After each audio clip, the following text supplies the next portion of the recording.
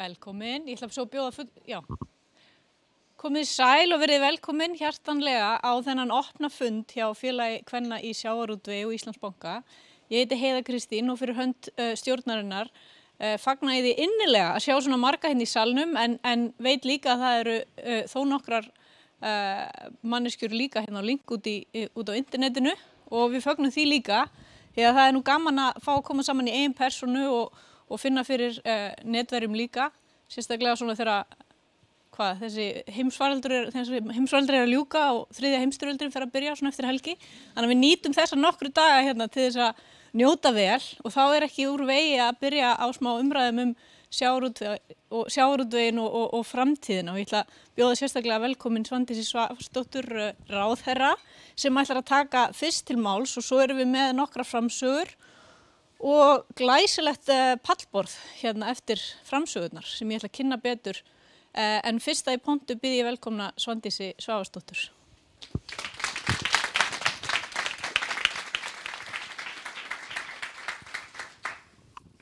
Ágætu fundargestir.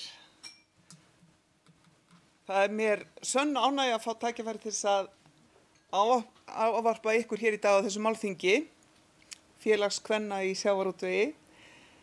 Í þessari rótgrónu atvinnugrein blasa auðvitað við fjöldamörg tækifæri og þótt fiskveiðistjórnarkerfið hafi valdið deilum áratuga skeið eins og er landsmönnum öllum ofarlega í sinni akkurat þessar vikurnar, þá er auðvitað ekki hægt annað heldur en að horfast í augu við það hvað margt hefur gengið vel og hvað margt hefur gengið upp.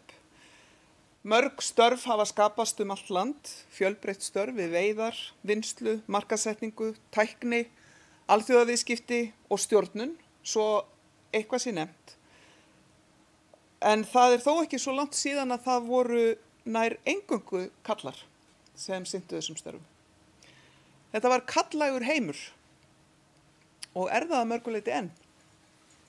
En getum við fullyrt það? Félag kvenna í sjávarútvegi hefur nú í annað sinn haft forgöngu rannsókn meðal æðstu stjórnenda fyrirtækja með það að markmiði að afla betri upplýsinga stöðu kvenna innan þessarar mikilvægu greinar. Þetta er gríðarlega mikilvægt framtak því rannsóknir og þekking styðja við ákvarðanir og ekki síst ákvarðanir stjórnvalda á hverjum tíma. Og þessi rannsókn sem verður kynnt hér í dag rímar afar vel við þá áherslu ríkisstjórnarinnar að hafa jafnréttismál í forgrunni við ákvarðanatöku. Og það á ekki bara við jafnréttismálaflokkin, heldur alla málaflokka og þar er sjávarútvegurinn ekki undanskilinn. Þetta styður við mín femínísku gildi og mín femínísku markmið í öllum þeim störfum sem ég hef komið nálagt og lífinu öllu raunar og ég mun leggja mikla áherslu á að vinna að auknu jafnrétti innan þessarar greinar og tengdra greina í nýju ráðuneyti matvæla og þessi rannsókn sem þið fjallið hér í dag nýtist í þeirri vinnu.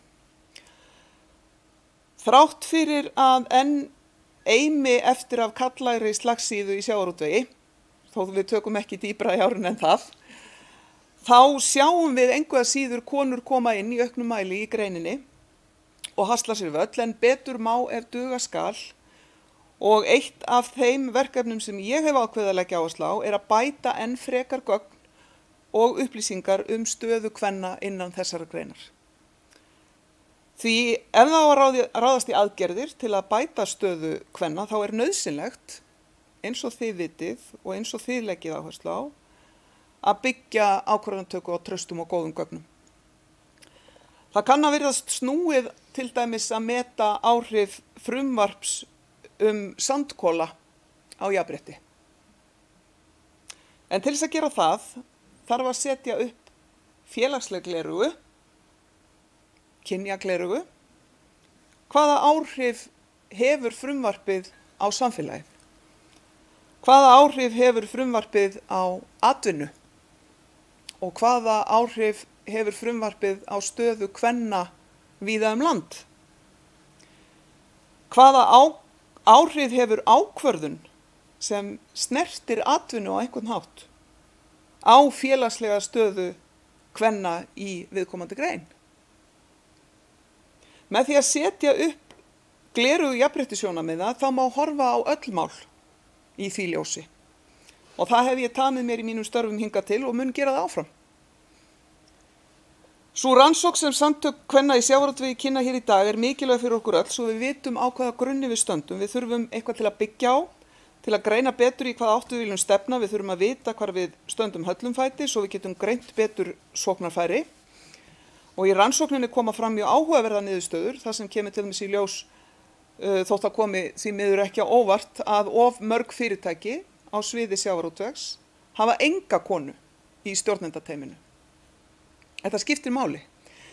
Því það er svo mikilvægt og dýrmætt fyrir okkur öll í öllum kimum samfélagsins að tryggja aðkomu allra kynja. Fagna fjölbreytileikanum, nýta styrkleika okkar allra og mismuna ekki fólki á grundvelli kynferðis. Það er nauðsynlegt að brjóta upp kynjakerfið. Það er nefnilega skaðlegt fyrir stöðu, fyrir tækifæri, fyrir þátttöku og fyrir okkur öll, hvort sem við erum kall eða kona eða kynsegin. Ef við brjótum niður þessi heimatilbúnu kerfi okkar, sem eru okkar verk, þá verða vinnustaðirnir betri og eftirsóttari og ef orðspor vinnustaðarins er gott, gengur betur að laða til sín gott fólkun á árangri. Þess vegna er ykkar starf sérstaklega mikilvægt og mikilvægur liður í því beinleinis að brjóta upp kynjakerfið og staðalmyndirnar. Við vitum líka að það eru meiri líkur á því að samfélag sem byggir á því að gera vinum sínum greiða, það þrífst á einsleitum vinnustöðum. Tilhneigingin verður svo að ráðið sé í stöður úr þrengri hópi fólks sem við þekkjum, sem er líklegra til að vera eins og sá hópur sem fyrir er. Sígilt dæmi þetta er svo skoðun sem einu sinni var ráðandi sem var svo að konur gætu ekki verið nægilega góður hljóðfæraleikar til þess að vera í sinfóníuhljómsveit. Það var prófað að halda blindpróf, þar sem dómnefndin sá ekki hver hljóðfæraleikarin var. Þá kom í ljós, en ekki fyrr, að konur voru alveg jafn góðir hljóðfæraleikarar og hlutföllin breyttust til jafnaðar. Þetta dæmi er það að þó að við teljum okkur ekki hafa fordóma og að við teljum okkur vera með gagnsætt og faglegt mat, þá er það ekki alltaf nóg vegna þess að við erum partur af kerfinu. Þetta glerþak er erfitt að brjóta, en félagsskapur eins og hér er liður í því að setja sprungur í glerþakið og saman, stjórnvöld og félagsskapur eins og þessi, getum við brotið það. Verkefnið framundan er að auka verðmæti auðlindanna enn frekar og tryggja það að við munum áfram geta nýtt auðlindir hafsins með sjálfbærum hætti og nýtt hugmyndaauðgi karla og kvenna til frekari framþróunar á þessu sviði. Og síðustu vikur hefur verið unnið að því í ráðuneytinu að gera tillögu að verkáætlun í því stóra verkefni sem mér er falið í stjórnarsáttmála, að skipa nefnd sem hafi það meðal annars að markmiði að kortleggja áskoranir og tækifæri í sjávarútvegi og tengdum greinum og þannig verði það markmið að lagðar verði fram tillögur til að hámarka möguleika Íslendinga til frekari árangurs, frekari sóknar og frekari samfélagslegar sáttar umgjörð greinarinnar. Kynjasjónarmið eru partur af þessu verkefni.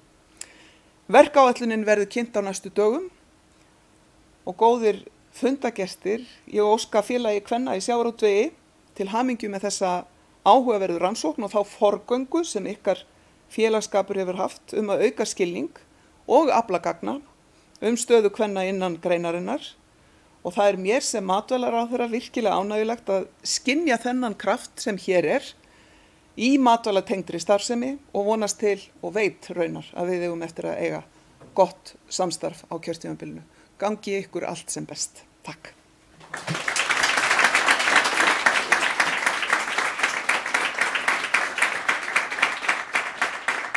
Þakka þér kærlega fyrir þetta, Svandís, og næst ætlar að taka til máls formaður félagsins, hún Agnes Guðmundsdóttir, og hún ætlar meðal annars að kynna niðurstöður rannsóknar.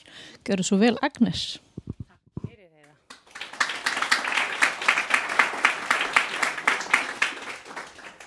Takk, Svandís, fyrir falleg orð og mikilvæg orð. Takk. Góði fundagestir, gaman að sjá ykkur hérna í dag, gaman að sjá fullan sal. Ég var ekki alveg svo viss svona þegar það kyngdi niður snjó í nótt, en mjög gaman að sjá ykkur. Það var misjafnt hvað kom fólki á óvart í verbúðinni. Fólk á mínum aldri fannst þetta allt frekar sjokkerandi. Fólk aðeins eldri stóði þeirri meiningu að Sjálfstæðisflokkurinn hafi sett á kvótakerfið. En fólk aðeins eldra sagði að þetta hafi nú ekki alveg verið svo slæmt. En það jákvæði sem ég sé út úr þessu að allt í einu erum við öll farin að tala sjávarútveg og hvað þá yngri kynslóðir. Félag kvenna í sjávarútvegi að verða 10 ára núna næsta ári. Og meginmarkmið félagsins hefur alltaf verið það að efla konur, styrkja tengslanetið, þekkingu, auka sýnileikann og fá fleiri konur inn í sjávarútvegi. En einn daginn vonum við að félagið verði óþarft.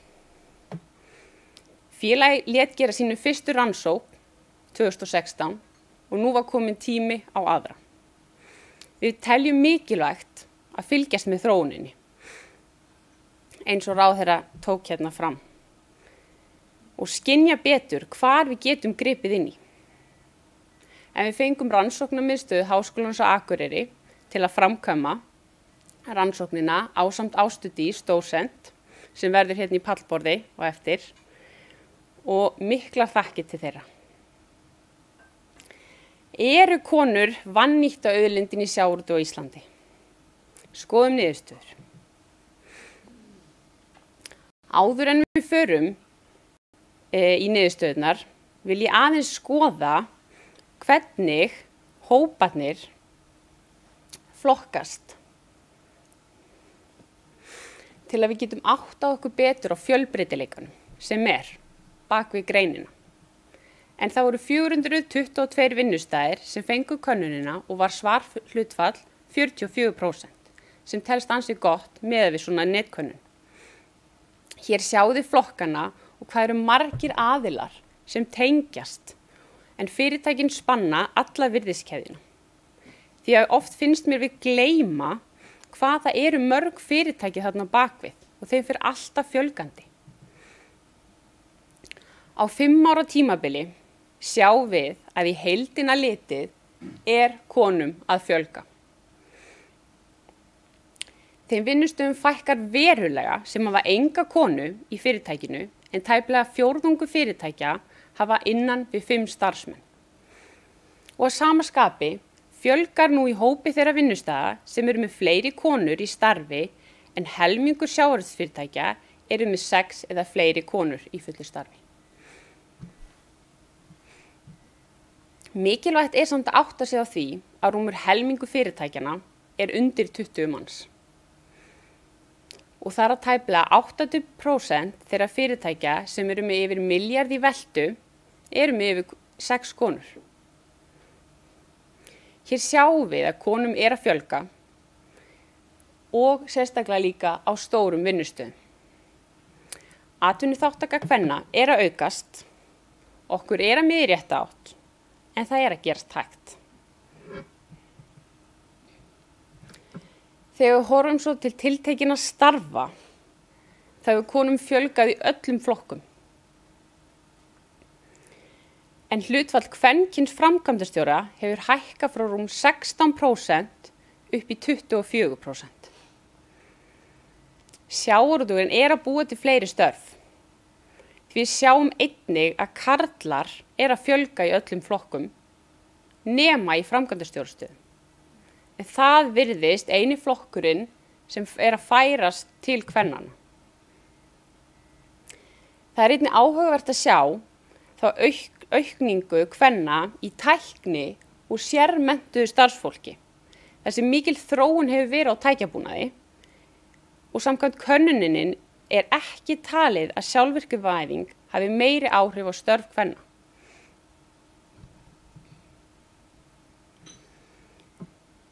Þegar kannað var viðhorf á vinnustöðum hefur fækkað verulega þeir sem telja að þörf sé á fleiri konum á vinnustöðum. En 75% töldu að ætti að vera fleiri konur á vinnustöðum 2016 en aðeins 40% núna. Þrátt fyrir að við séum að sjá hægar framfarir, ekki mikla breytingar á stöðu kvenna í greininni þó einhverjar séu. Þá tel ég þetta viðhorf ansi varhugavert. Áhugavert þó líka að sjá að karlar voru fremur á þeirri skoðun en konur að fjölga þyrfti konum á vinnustöðum. Hér þurfum við aðeins að velta upp spurningum. Stendur konum í sjávarútvegi ógn af öðrum konum í greininni? Eru plássin of fá? Sjávarútvegurinn ennþá á þeim stað að það sé bara ein kona í hverri stöðu, hverjum stað? Þetta eitthvað sem við þurfum að skoða. Ég held að þessi langu vegur framundan en okkur hefur miðað áfram. Fjölbreytileikinn í störfum að aukast gífurlega og við höfum mikið verk fyrir höndum. Í opnum spurningum í könnuninni voru mörg viðhorfin á þessa leið. Flestar konur eru meira tilbaka heldur en karlar og sækjast frekar í stressminni störf. Ég veit ekki hvort forsætisráðherra, matvælaráðherra, framkvæmdastjóri samtaka fyrirtæki í sjávarútvegi og bankastjóri Íslandsbanka séu allar í stresslausum störfum. En ég viss að þetta viðhorf sé ekki vandamálið. Ýmsar aðgerðir hafa verið bundnar í lög til að knýja fram jafnari stöðu kvenna. Jafnréttislög kveða það að vinnustaðir með fleiri en 25 starfsmenn séu með jafnréttisáætlun. En 45% fyrirtækja með 25 til 100 starfsmenn voru ekki með jafnréttisáætlun. Í lögum einnig talað að félög með 50 launþega eða fleiri skuli hlutfall hvors kyns vera ekki lægri en 40%, en það vantar þó nokkuð upp á það ennþá. Það ekki viðurlög við þessu í dag, en eigum við ekki geta fyllt þessu án viðurlaga? Það ekki bara að fara að gagnast okkur, bæði fyrir okkar fyrirtæki, okkar menningu, okkar verðmætasköpun í sjávarútvegi, mögulega samkeppnishæfni, sjálfbærni og lengi mætti telja.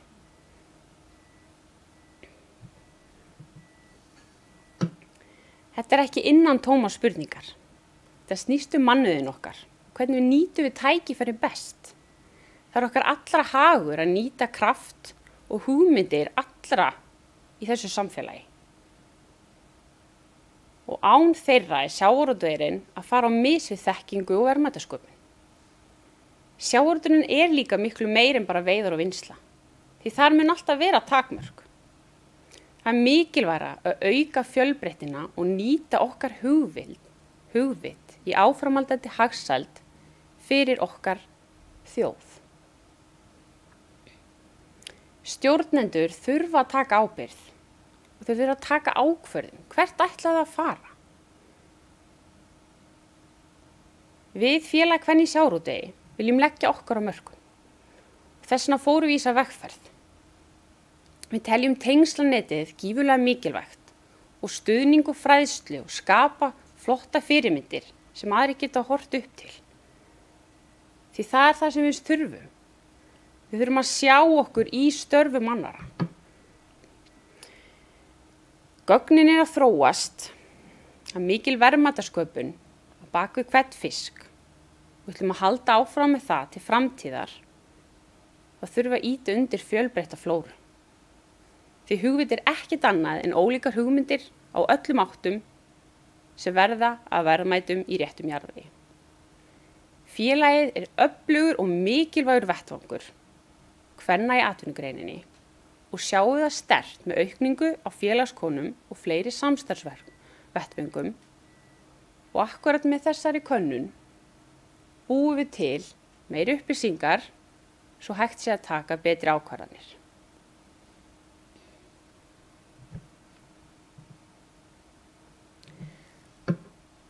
Verðbúin gaf okkur rétta mynd af ýmsu, en kannski ekki að helmingur eiganda sjávarútvegsfyrirtækja séu konur. Við hljótum þó eftir þetta að spyrja okkur, eru konur vannýtt auðlind í sjávarútvegi? Við vildum komast að umræðu, vekja athygli. Þetta spennandi og orkumikill geiri, þar sem framtíða möguleikarnir eru endalausir. Ég ætla ekki að fara nánar í skýrsluna, en það hægt að kynna sér hann á heimasíðu félagsins. Ég hefði viljað sjá meiri breytingar. Tek það alveg fram. En gögnin ekki síður en svo gott mælitæki, eins og ráðherra segir. Að byggja okkar ákvarðanir í framtíðinni á gögnum. Og ég vona innilega að þessi gögn verði samanburðargögn það hvað við höfum bætt okkur í framtíðinni. En ég ætla ekki að hafa þetta lengra í dag. Ég hlakka mikið til umræðana. Takk fyrir mig.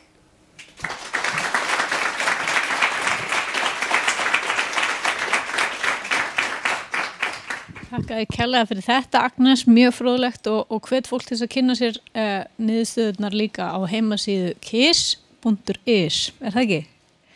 En næstur ætlar að taka til máls Ingólfur Bjarki, aðalhagfræðingur Íslandsbanka, og hann ætlar að fara yfir efnahagshorfur með svona sjávarútvegs ívaver, það ekki ágætis kynning. Gerðu svo vel, Ingólfur.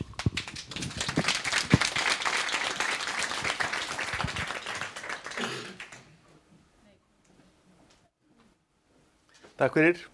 Jón Bjarki heiti ég, aðalhagfræðingur Íslandsbanka og ætla að renna með ykkur yfir svona vonandi snarpan og ekki of langdreginn pakka sem að tekur saman eins og titillinn ber með sér sjávarútvegi. Hvernig tengist hagkerfinu og hverjar eru horfurnar fyrir hvort tveggja.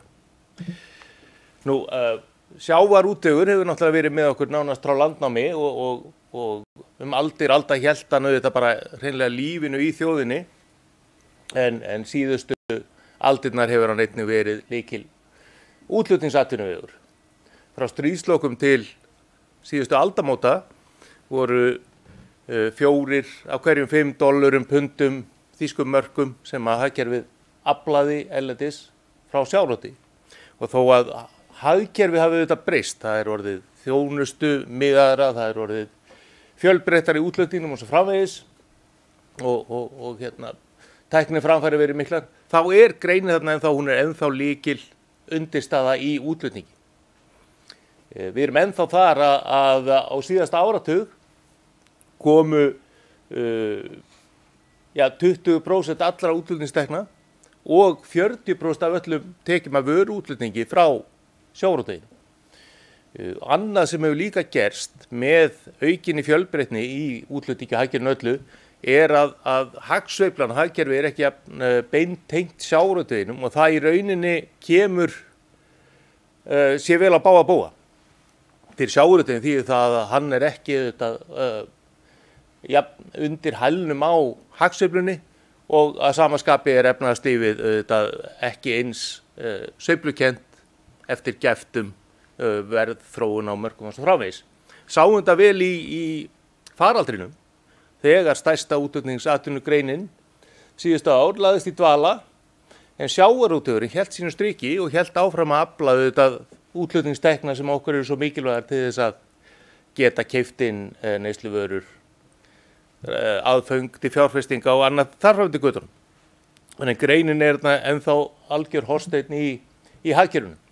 Og ólíkt mörgum öðrum stórum fiskveiðiþjóðum sjávarútvegurinn hér á landi sjálfbær og arðsöm atvinnugrein. Hann ekki einhvers konar netto styrkþegi sem svona kannski að hluta bara framfæri hins opinbera og svo framvegis, heldur að skapa mikið verðmæti og á þátt í að halda uppi lífskjörum hér á landi. Og þar á auðvitað stóran þátt fiskveiðistjórnarkerfið sem sett var á í sinni fyrstu mynd fyrir 4 áratugum og hefur verið þróað síðan. Það auðvitað ekki gallalaust frekar en önnur mannanna verk, en áhersla þess á langtíma sjálfbærni og hámörkun verðmætis til lengri tíma hefur skipt sköpum í að halda greininni á þessum stað sem hún enn í dag. Við getum til dæmis hortið þess að bein hlutdeild sjávarútvegs í landsframleiðslu ennþá 7% miðað við árið 2020 og 4% af störfum í greininni, 4% af störfum á vinnumarkaði koma frá sjávarútvegi. En þetta hins vegar vanmat á heildaráhrifunum af sjávarútvegi eins og svo sem títt undirstöðu atvinnugreinar, því að þarna vantar vissulega inn í tölurnar mikilvæga greinar á borð við tækniþróun sem tengist greininni, þjónustu, flutninga og annað þarfræði göttunum, og við þurfum auðvitað ekki að leita langt. Því að hér í næsta bæjarfélagi auðvitað risastórt fyrirtæki, það stærsta á íslensku hlutabréfamarkaði sem á auðvitað svona, sleit barnsskónum í þjónustu við greinina og auðvitað tengist starfsemi hennar sjávarútvegi ennþá að stórum hluta. Þannig að mikilvægið fyrir hagkerfið allt mun meira heldur en þessa tölur gæfu til kynna. Tækni framþróun einmitt lykillinn að vexti og viðgangi greinarinnar í breyttum heimi og á stóran þátti því að hún ennþá arðsöm og samkeppnishæf við sjávarútveg í öðru löndu þrátt fyrir að skilyrði hér eins og launakostnaður og annað séu með herramótinu. Framleiðni í greininni hefur verið að aukast hratt. Hagstofan tekur því miður ekki saman tölur fyrir framleiðni í sjávarútvegi eingöngu, en í fiskveiðum og landbúnaði samanlagt hefur framleiðni, það að segja að þau verðmæti sem hver starfsmaður skapar, ef við einföldum málið aðeins, það verður aukist 60% á einum áratug. Og eins og við sjáum, þetta allt öðrum skala heldur en þróunin almennt og það sem svona kannski normal að búast við að gerist og gangi í atvinnuvegi. Þannig að þetta má þakka auðvitað þessari áherslu sem hefur verið á tækniframþróunina, sem besta nýtingu hráefnisins og svo framvegis. Og þar skarar íslensku sjávarútvegur sem betur verið nokkuð fram úr. Sjávarklassinn birti ekki fyrir löngu athyglisverða skýrslu hvernig við stæðum okkur í nýtingu á hráefninu, og þar kom í ljós að 80% af hverjum hvítfiski sem unnin veiddur og unnin hér á landi nýttur. Samanborið við eitthvað í kringum helming í nágrannaþjóðum. Og við erum alltaf að vera betri og betri í þessu. Árið 2018 voru við með 40 fyrirtæki sem voru í rauninni eingöngu í að búa til verðmæti úr því sem áður var mokað í gúanu eða bara sturtað í hafið, og þau fyrirtæki voru að velta 20 milljörðum á þeim tíma, og þau sig hafa líklega bara aukið síðan. 20 milljarðar alveg talað sem skiptir máli. Bara þessi angi af sjávarútveginum hefur þá verið að velta sem nemur nærri 1% af landsframleiðslu.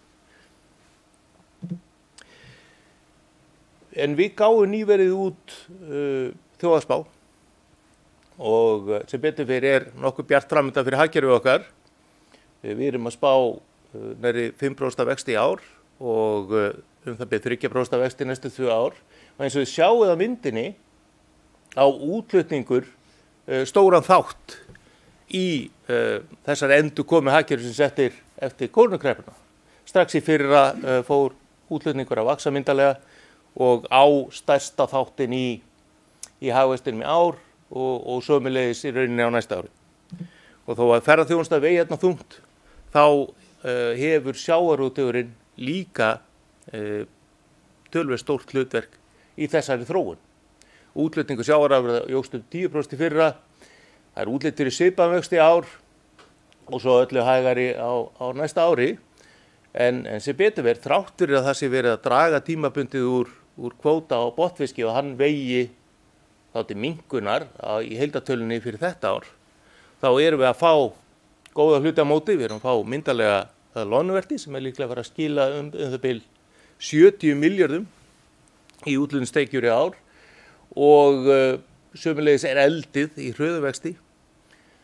Þar erum við að gera ráð fyrir útflutningstekjum upp á eitthvað í kringum 50 milljarða samanborið við 36 milljarða í fyrra og þessir 50 milljarðar, 40-50 milljarðar eru þreföldun frá þeim verðmætum sem að eldið var að skila fyrir bara 4 árum. Þannig það er mikill vaxtabroddur og það mun halda áfram að vera ákveðin lykil drifkraftur í útflutningsvexti af bláum afurðum og þar með þetta vexti útflutnings í heild. En það eru áskoranir í greininni hér eftir sem hingað til. Hún er auðvitað í ágætis þjálfun með að stíga ölduna gagnvart breyttum horfum, breyttum skilyrðum í stóru sem smáu. Og eitt sem að greinin þarf auðvitað og hefur þurft að vinna með er gengi krónu. Það hefur vissulega verið hagstætt undanfarið misseri, sérlega í fyrra, en krónan er að styrkjast. Hún hefur þegar styrkst 5% á áramótum og frekari styrking framundan. Og það er væntanlega eitthvað sem að þarf að horfa til og bregðast við innan greinarinnar. Hún hefur svo sem áður tekist á við hágengistíma og komist þokkalega í gegnum svoleiðis skeið. Og það sem er kannski breytt núna er að það eru aðra greinar í hagkerfinu sem eru næmari fyrir gengisveiflunum heldur en sjávarútvegurinn sjálfur. Og ég held að við höfum ágætar líkur á því að styrking krónar sem orðin er og kannski er framundan núna á komandi misserum hafi þannig áhrif á spurn eftir Íslandsferðum að við fáum frekar einhvers konar jafnvægi í genginu á komandi misserum áður en krónan verður hann allt og sterk fyrir allan útflutninga eins og við höfum því miður þekkt frá fyrri uppgangsskeiðum. En það er auðvitað ekki á vísna að róa og ég held að við þurfum að búa okkur undir það möguleika að eftir þetta 1-2 ár getum við aftur verið komið krónu sem er sterkar en heppilegt væri, hættuna á viðskipta halla og svo framvegis. Þannig að þessi áskorun fyrir samkeppnisstöðuna er þarna vissulega og eitthvað sem þarf að horfa til. Það eru fleiri áskoranir, aðfangaverð hefur hækkað mikið, sér í lagi eldsneytisverð er núna það hæsta í 7 ár og því miður eru nýlega vendingar ekki til þess fallnar að minnka líkurnar á að verði áfram hátt. Sömuleiðis hafa verið miklar sveiflur í flutningskostnaði þó að góðu heilli hafi nú heldur dregið úr verðlagningu þar sem verðin ekki jafn gífurlega há þau voru fyrir nokkrum mánuði síðan. En sveiflurnar gætu vissulega áfram orðið til staðar. Framleiðslukostnaður skipa hefur farið hækkandi, stálverð hefur náttúrulega rokið upp og önnur aðföng fyrir svoleiðis framleiðslu, þannig að fjárfesting í skipabúnaði gæti orðið dýrari heldur en verið hefur. Launakostnaður eru þetta að hækka hratt, það hefur áhrif á landvinnsluna þar sem að er þörf á miklu mannafli á svona í lægri þrepu launastigans og síðan ekki síst er pólitískur órói og hætta á stríðsátökum og slíku. Það er auðvitað eitthvað sem að gæti haft áhrif á komandi misserum og þarf að horfa til. En eins og ég segi, við höfum nú aldeilis séð bæði svona skín og skúri í aðstæðum greinarinnar og ég er viss að hún mun geta tekist á þessar áskorunir líkt og áður hefur verið. Og sem betur verið eru langtíma horfurnar býsna góðar. Spurn eftir fiski fer vaxandi og það ekki útlit fyrir annað en að sú þróun haldi áfram. Fólki í heiminum að fjölga og það sem meira auðlegð fer vaxandi og það að verða til gríðarlega stór millistétt í mjög fjölmennum ríkjum. Millistétt borðar fisk. Það vel þekkt að þegar fjárráð aukast þá eykst próteinneysla og sér í lagi þegar fólk verður að hafa meira milli handana þá horfið til þess að borða meiri fisk. Því spáð af sérfræðingahópi á vegum Sameinuðu þjóðanna að spurn eftir sjávarfangi geti tvöfaldast á næstu 30 árum. Og í svipaðan streng tekur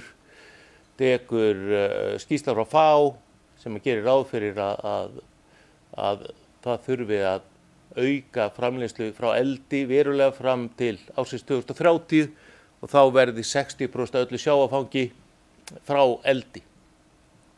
Þannig að eftirspurnarhorfurnar eru góðar og annað sem vinnur þarna með eru þetta aukin umhverfisvitund, kolefnisspor frá sjávarfangi, hvort sem eldi eða fiskveiðum, lágt, mun lægra heldur en frá annarri matvælaframleiðslu sem byggir á dýraafurðum. Og síðast en ekki síst, það auðvitað vel þekkt og skiptir æ meira máli að sjávarfangur hollur próteingjafi og aukin áhersla á það mun þá vinna áfram með greininni. Við erum annars vegar auðvitað með vaxandi spurn eftir sívaxandi framleiðslu í eldinu og hvað var það sjávarfang sem kemur frá fiskveiðum, þá höfum við möguleika á að vaksa skapa okkur í meiri mæli sérstöðu sem lúxusvara. Flytja út gæðavöru og fá hærra verð þar sem hún verður sífellt svona takmarkaðri gæði sem fólk getur veitt sér.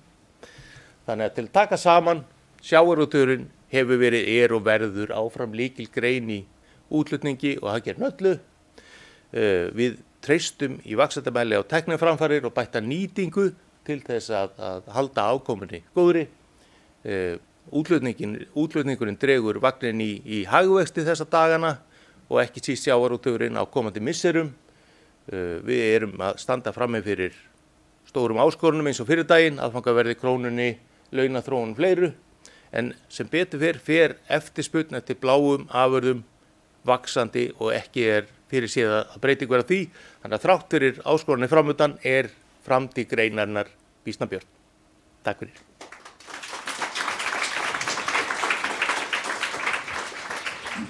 Þakkaði fyrir Jón Bjarki, ekki eitthvað allt annað sem ég sagði á hann. Ég engu skárri en kallarnir sem kallar mig alltaf Helga því ég Helgadóttir. Þannig ég ætla að taka þetta til mín. En talandi tækniframfarir, þá næstur á mælendaskrá Árni Oddur Þórðarson, forstjóri Marels, gjörðu svo vel.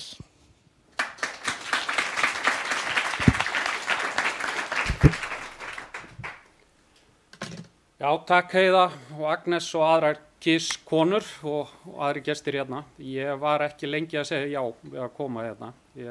Málefnin brenna á mér og mikil ástríða. Ég ætla að reyna að fara hratt yfir en ræða vöxt og velgengni og hvernig við getum notað kynjagleru, miklu frekar þó fjölbreytileika gleru.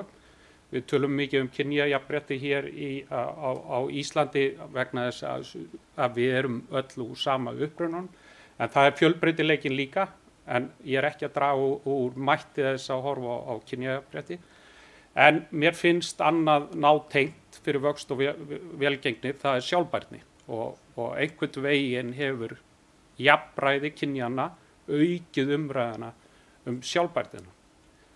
En ég ætla að gera eins og aðrir, að fara til verbúðarárana og ég hef gert það nokkuð mikið síðustu ár líka í hugunum, þess vegna fannst mér þetta algjör snilld að fá þessa þætti. 1983 ég 14 ára gutti og djúran árin að koma og þess vegna var nú mjög gott að fá vinnu í bæjarútgerð Reykjavíkur. Ég var mjög heikinn að fá vinnu þar. Og það var í rauninu tilviljun einn þegar ég fór úr bæjarvinnunni í hlénu og sagði nú sækjum við alveg vinnu og verkstjórinn horfið á okkur því eru nú svolítið ræfilslegir strákar. En við segjum getum við fengið vinnu. já, ef þið bara drífa ykkur inn, aflinn var að koma. Þannig að svona var þetta svolítið. Ég lærði mikið, það var ágætis dreifing í húsinu, á konum og köllum, ágætis aldursdreifing líka á þessu tíma, ekki í stjórnendastöðum, það var alveg klárt. Maður lærði mikið af þessu en mér var umhugsað hvernig einasta dag þegar á leið að sjá 40% aflas fara í lágframlega vöru eða í hreinu sóun. Og þetta hefur leitað meira og meira á mann og hvað gerist mikið eftir þetta. Við setjum á kerfi akkurat á þessum árum. Við byggjum upp fjármála umhverfi í kringum atvinnugreinina. Við fáum áhættufé en fyrst og fremst fáum við fólk sem þorir að fara áfram. Í þessu umhverfi verður til dæmis Marel til og ég hef verið þess aðnjótandi að starfa þar í 16-17 ár núna. Í Marel fyrst sem fjárfestir, stjórnarformaður og forstjóri þar sem ég er nær fólkinu og nær viðskiptavinum. Í dag starfa ég og við köllum alla frumkvöðla í Marel með 7.000 frumkvöðlum í Marel, konum og köllum til samanburðar við 700 fyrir 16-17 árum síðan. Þetta er ákveðlega mikilvægt að nýta öll tækifæri hér í vöxt og viðgang í að styðja við fjölbreytileikann og sjálfbærnina. Áframhaldandi verður mikill vöxtur og við sjáum 20% aukningu í pöntunum hjá okkur í fyrra og það er þrennt sem að knýja áfram vöxtin. Það er algjör skortur á vinnuafli, hæfu vinnuafli. Tilflytningur er ekki til staðar lengur á farandverkamönnum. Við erum til sjávar og sveita. Velturhæði starfsfólk hefur aukist verulega mikið og það er 25% grunnlaunahækkun í Bandaríkjunum, Evrópu á fólkinu á gólfinu. Við höfum búið við þetta á Íslandi oft, 6% hækkun, en Evrópa og Bandaríkin hafa einungis 2% á ári. Þannig að þetta er ný stað. En Heiða þekkir það og fleiri hér inni þekkja, Guðmundur í Brim og fleiri þekkja hér, að dreifileiðnar þær eru bara umpólst, þær eru að breytast. Við sjáum netverslun með mat síðustu 2 ár, aukast 100% í Bandaríkjunum og Bretlandi og síðustu 2 ár. Fjórföldun í Eyjaálfu og algjör sprenging í Kína. Það sem sjálfsturtabúskapurinn er að konsolidatast og við erum nútíma að framönda. Þannig að það er mikið framöndan, það er mikil umpólum og með stöðri nýsköpun mætum við þessum áskorunum. En við gerum það ávallt í samstarfi við viðskiptavinna. Við erum með róbótatækni, við erum með hugbúna og leggjum áherslu á flæði. Og talandi nýsköpunina, þá búum við svo vel að því að við getum mætt þessum áskorunum og sjálfbærni er orðin stór þáttur fyrir okkar viðskiptavinni, ekki bara til að hafa rétt til að vinna, heldur það er orðið tilveru réttur. Og frá 2017 höfum við haft sjálfsbærni skor sem skilyrði fyrir að leggja á staði í nýsköpunarverkefni og meira erum að taka ergonomics inn í það sem leiði til þess að við höfum jafnstöðu kynja til dæmis inn í Vestmannaeyjum. Og mjög mikilvægt, en þetta skiptir máli að plana fram í tíman. 2017 var þetta ekki að skila miklu strax. Auðvitað var minna vatn, vinnu og orka að leiða til meira hagnað. Allir bændur vita það, minna aðföng, sama átbútt er meira hagnað. En núna er sjálfbærni ferðalagi að knýja áfram aukin vöxt. En við erum ekki bara í nýsköpun hér tækni að horfa á hvernig við getum breytt landslæginu. Við erum líka að vinna með viðskiptavinum okkar hvernig við getum breytt landslæginu. Gott dæmi er barrarækt eins og kallað á íslensku eða tilapíurækt, hvítfiskrækt í Brasilíu. Við höfum unnið öttulega með frumkvöðlum þar núna síðustu ár að koma að stað tilapíurækt þar sem hvítfiskrækt. Í stað þess að flytja út sojabönur og korn sem ræktað í Brasilíu, yfir til Kína eða Asíu og ræktað þar og flytja svo fiskinn tilbaka. Við höfum gnótt af vatni, hreinu vatni og korni í Brasilíu og markaðin. Þannig að CO2 niður, meiri hagsald, ferskari fiskur og Brasilíumenn borða einungis 3% dýraafurðum fisk versus við erum í 30%. Þannig að það er gríðarlega markað framöndan en cold store kerfið er ekki nægilega gott, kælikerfið og þar að leiðandi betra að framleiða þetta nær uppruna. En komum þá líka að ekki bara sjálfbærniglerunum heldur kynjaglerunum og fjölbreytileika glerunum til að vera í nánu samstarfi við markaðinn og skynja straumar og stefnur. Megum við ekki sem félag einungis spegla næsta stig í virðiskeðjunni. Karllægu byrgjan okkar og suma karllægu viðskiptavinir okkar. Við og viðskiptavinir okkar, flestir framsýnustu viðskiptavinir, eru farnir að skilja hver okkar ultimate boss, hver okkar yfirmaður eða kona. Það neytandinn. Og það neytandinn sem tekur ákvörðun verð, dreifileiðir og hvað hann tilbúinn að borga og hvernig hann til í að versla. Vissulega hefur kauphegðunum verið að breytast. Karlar hefur farnir að fara meira í búðirnar, meira í netversluna. Jafnvel 2 í viku eins og konu 2 í viku. En það ekki bara á Íslandi þegar karlarnir fara í búðirnar. Það eru sendið með miða frá konunni í búðina til að forða stórslýsi, að vant eitthvað fyrir börnin eða kaupa of mikið eða dýrari afurðum sem auðvelt að elda og þess aftar. Þannig að við verðum að átta okkur á hver endaneytandinn og hann fjölbreytileiki líka í uppruna. Þetta ekki einungis kyn, þetta þjóðerni, þetta matamenning og þetta aldurstreif. Þannig að til þess að fyrirtæki ná árangri, bæði okkar viðskiptavinir og við, í að sjá markaðssveiflu fyrirfram, þá verðum við að spegla neytandann og geta sett okkur í hans spor. Þess vegna fjölbreytileikin svo mikilvægur og sést kannski best á jöfnu kynjahlutföllum í framkvæmdastjórn Marel, lögbindu þetta í stjórn. Það sem við höfum náði, kannski var það forsenda fyrir að við fórum að hugsa öðruvísi. Hver veit, við erum allan á þar og við höfum sett okkur markmið núna áframhaldi. Fjölbreytileikin líka slíkur hjá okkur að við viljum spegla viðskiptunum einhver, þannig að við höfum local management team í okkar regional skipulagi. Þannig 100% Kínverjar í okkar Kína sölu og þjónustunetti. Og sama í megin hlutin í Ameríku, Suður Ameríku, Asíu og svo framins. Þannig að við þurfum, vegna þess að sumir hafa einhverja sjónskekkju og við höfum öll unconscious bias, svo ég tala á ensku, í rauninu að sama og Svandís var að segja. Við höfum okkar fyrirfram mótaðar hugmyndir og það eru til tæki og tól, kynjagleru, sjálfbærnigleru, til að takast á við þetta. Og við höfum orðið betri og betri í þessu í Marel. Við erum ekki fullkomin og til að sýna ykkur eitt vandamál þegar við förum í yfirtöku á félögum, þá það einsleitni, 95% kallar, svo við tökum alltaf eitt skref tilbaka. Þá enn mikilvægara að hafa sterkari og betri kynjagleru, fjölbreytileikagleru og sjálfbærnigleru. Ég ætla að fara í 3 atriði þar sem mjög mikilvægt okkar viti til að passa við höldum alltaf áfram að beita þessu. Það í nýsköpuninni, það í öllum fjárfestingarverkefnum. Það tökum kapital og ætlum að umbreyta okkar verksmiðjum, okkar vöruhúsum og fleira og í stjórnskipulaginu okkar. Þá verðum við að hafa þessi gleraugu á. Og ef við byrjum á stjórnskipulaginu, sjálfbærnigleraugun, við erum núna með fólk út af örkinni, við höfum verið að vinna í að gera að skipulagi, í stað þess að fly in, fly out sölumenn. Við náum að skilja daglegar þarfir okkar viðskiptavina, náum að sinna þjónustutekjur okkar eru 40% og þetta skildi á milli feiks og ófeiks í COVID.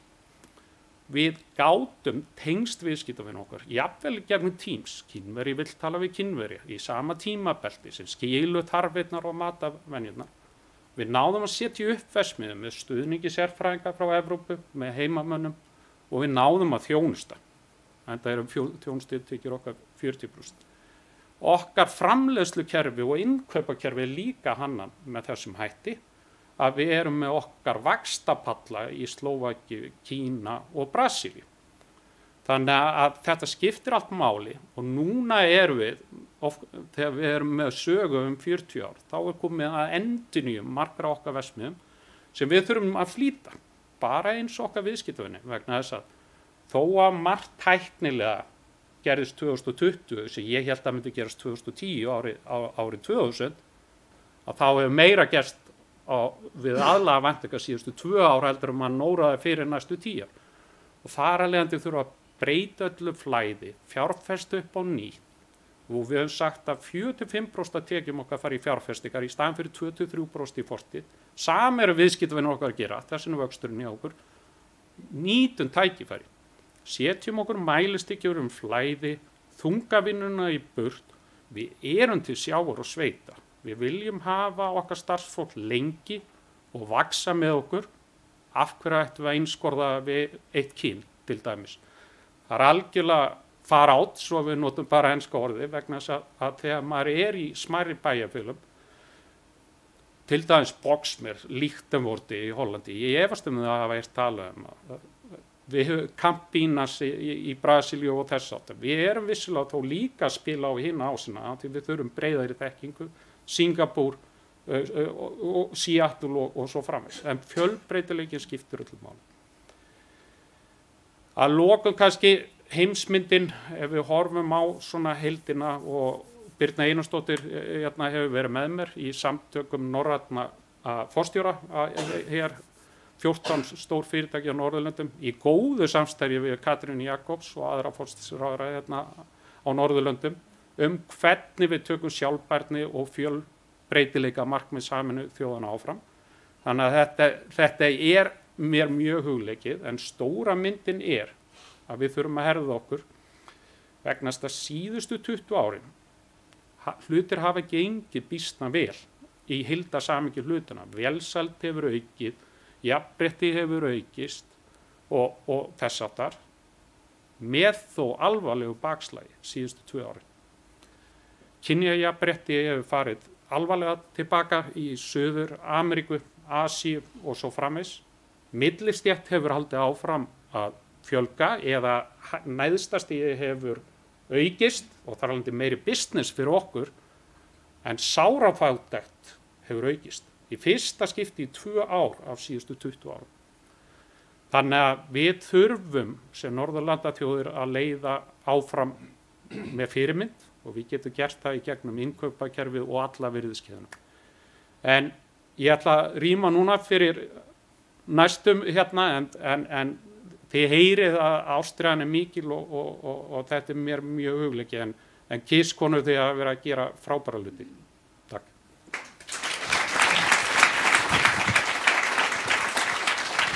Þakkaði fyrir þetta, Árni Oddur, og næstur er það Kjartan Smári frá Íslandssjóðum og þá förum við úr tækniframförum í fjárfestingar. Gjörðu svo vel.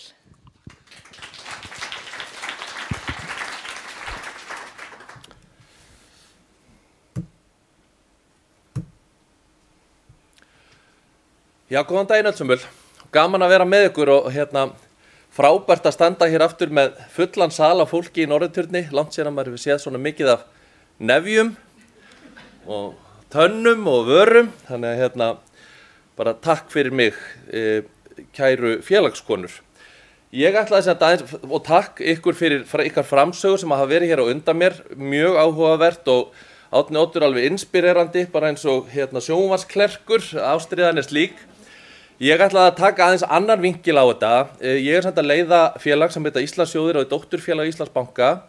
Við erum stofnaður 1994 og hjá Íslandssjóðum starfa 20 sérfræðingar í fjárfestingum, 10 konur og 10 kallar. Og við erum eingöngu að fjárfesta fyrir sparifjáreigendur og fjárfesta. Það er að segja, við erum ekki að vinna fyrir bankan, við erum að vinna fyrir viðskiptavinni og hjálpa þeim að ávaxta sitt sparifé. Og mér langaði að tala aðeins fjárfestingar í sjávarútvegi vegna þess að þetta er auðvitað, þessi grein hefur verið tiltölulega lokuð fyrir almenning til að fjárfesta í gegnum tíðina. Og við fögnuðum því ofsalega þegar Brim var skráð á markað og svo síldarvinnslan. Þarna kemur frábært tækifæri fyrir almenna fjárfesta til þess að geta tekið þátt í greininni og fjárfesta í henni. En það sem við erum auðvitað að horfa á tengist því sem Jón Bjarki kom inn á áðan og í rauninni Árni Oddur líka, þetta snýst ekki bara að veiða fisk og vinna, þetta snýst svo margt annað líka. Þannig við höfum undanfarið og erum í undirbúningi á stofnun sjóðs sem fyrir fagfjárfesta. Þá erum við að hugsa í rauninni sjóður sem að gefur lífeyrissjóðum og öðrum slíkum fjárfestum kost á að fjárfesta í greininni og erum að vinna þetta ásamt samstarfsaðilum okkar hjá UR. Það sem að við erum að horfa tengist í rauninni margt það sem að Jón Bjarki kom inn á í sínu erindi. Við erum að horfa á hraða fólksfjölgun, við erum að horfa á stækkun millistéttar, aukna próteinneyslu og auðvitað ofboðslega mikla áherslu á kolefnisspor. Og þegar við horfum á fiskinn í samanborið við kjöt, þið sjáið hérna að þetta 20-faldur munur á kolefnisspori á villtum fiski eða nautakjöti og þetta bara farið að skipta margfalt meira máli en það gerði fyrir nokkrum árum síðan. Nú eru allir þessi lífeyrissjóðir og þessi stóru fjárfestar búin að setja sér markmið og reglur að þeir verða að horfa til þessara þátta, þannig eins og fyrir Marel og Árna skiptir þetta öllu máli businesslega líka. Þetta orðið eitt af því fyrsta sem við erum að skoða í okkar fjárfestingar ákvörðunum eru fyrirtæki með þessa hluti á hreinu. Þannig að þetta auðvitað gefur okkur svolítið byrundi báða vangi með að íslensku sjávarútvegur meira að segja svolítið best in class í heiminum þegar kemur að þessu. Það enn minna kolefnisspor af fiski sem veiddur villtur á Íslandi heldur en annar staðar. Og það vegna þess að við erum með hagkvæma útgerð, við erum með stórar einingar, við þurfum að fara stutt til að sækja aflann og svo framvegis. Þannig að það mjög margt sem vinnur með okkur. Þegar við horfum síðan á vöxtinn fram á veginn, þá þurfum við kannski að horfast í augu við það, við erum kannski ekki að fara að veiða miklu meira.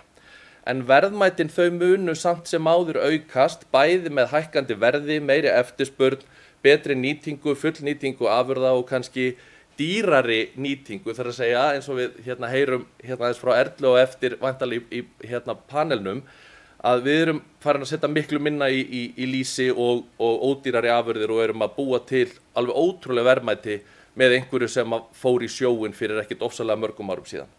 Þannig að þarna liggja ofsaleg tækifæri og við viljum fjárfesta í því. Það sem við erum að horfa á, af hverju við viljum búa til svona sjóð, jú, allur þessi vöxtur, hann þarf fjárfestingu og fjárfestingin, það ekki hægt að ætlast til þess að grein í svona hröðum vexti fjárfesti í sjálfri sér endalaust. Þannig að við viljum þarna búa til pípu fyrir íslenska fagfjárfesta, aðalega lífeyrissjóði, til þess að koma og fjárfesta í þeim vexti sem að framundan í greininni. Við vitum að það hagfellt ytra umhverfi, þannig að svona sölu keysið fyrir fjárfestinguna líka gott. Það sem við erum hins vegar, við tölum ekki bara sjávarútvegssjóð eða slíkt, við erum að horfa á haftengda starfsemi og skiptum í rauninni þessum svona fjárfestingarflokkum niður í þessa 5 flokka. Fyrsti flokkurinn, við köllum hann einfaldlega hráefni, þar erum við bæði að horfa á fiskeldi og veiðar og vinnslu. Þannig erum við kannski ekkit endilega með fókus, það þetta þarf að fara í fjárfestingar, það þarf að fara í endurnýjun á flotanum, það orkuskipti og það ýmislegt. En það kannski í þessum 4 aukaflokkum, það að segja í tækninni sem Árni Oddur kom vel inn á áðan, öll þessi kælitækni, það að verða ofboðsleg framþróun í mörgu þarna að myndast veruleg tækifæri og þörf fyrir fjárfestingar. Innviður og þjónusta, við tengja eins við það sem Jón Bjarki kom inn á áðan var þetta fiskeldið, það verður ofsalegur vöxtur í fiskeldi á Íslandi á næstu 10-20 árum. Það bara allir sem hafa skoðað það, Elliði mun væntanlega tala það svolítið í panelnum hérna á eftir, ofsalega mörg spennandi verkefni í gangi á landinu og það verður að fjárfesta í innviðum og þjónustu í kringum þessa grein. Það ekki hægt að byggja þetta upp nema verði til alvöru þjónustuðinaður, þá þarf að fjárfesta í honum og þar viljum við vera til staðar. Sala, ráðgjöf og markaðsstarfsemi, það mjög svona áhugaverður flokkur. Eiginlega allir sem við tölum við þegar við erum að keyra svona hringinn í kringu landið og hitta fólk og vonandi eigum við eftir að hitta ykkur sem flest bara í okkar vegferð og okkar undirbúningi, tala hvað það hægt að gera miklu betur í að markaðsetja afurðirnar okkar sem lúxus afurðir, koma þeim skör ofar heldur en vörurnar sem eru frá samkeppnislöndum vegna þess að við erum með bestu vörur í heimi þarna. Það eiginlega óumdeilt held ég, allavega í þessum sal. Þannig að það að gera, ná miklum árangur þarna og við viljum skoða hvað hægt að gera með aukinni fjárfestingu í þessum flokki til þess að auka verðmæti á útflutningsafurðum greinarinnar í heild sinni. svona sprota angin í þessu svo sjávarlíftæknin, það auðvitað, við þekkjum öll, það eru fullt af félögum sem hafa náð ótrúlegum árangri í einhverjum pínulitlum, hvort sem það heitir að búa til græðandi plástra, búa til einhverja hluti, rándýrt kollagen eða eitthvað annað slíkt, og þarna eru fullt af hugmyndum sem eru hér og þar út allt land. Sumar eru ennþá á háskólastigi og sumar eru í bílskúr og sumar eru lengra komnar, og þar viljum við líka vera með soldinn hluta af sjóðnum sem að getur valið bestu hugmyndirnar eftir því sem við teljum og stutt þessa aðila í að byggja sig upp, þangað til að þeir eru komni með svona full sannaða vöru og eru komni með markað og geti stækkað út af við. Þannig að ég ætla ekki að hafa þetta lengra, ég vildi bara rétt fá að sýna ykkur þetta og takka aftur fyrir mig.